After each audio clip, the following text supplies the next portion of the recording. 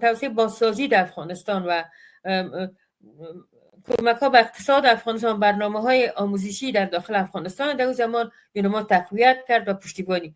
و گفتم میتونیم که دستاوردهای موثری را که یونما در اون زمان بر افغانستان داشت معمولا در رابطه به کمک های بشردوستانه در داخل افغانستان بود، چی و از طریق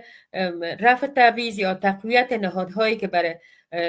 کمک بر مسائل حقوق بشر بودند یا همچنان امور روندهای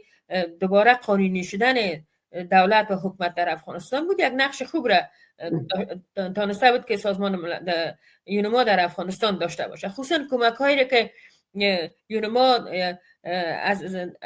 در ساحه بین المللی کمک هایی را که یونما از سال 2002 شروع کرد تا سال 2001 بود، میلیون ها دلار در داخل افغانستان برای بخش های مختلف توسعه‌ای در افغانستان به کار بود. ولی گفتم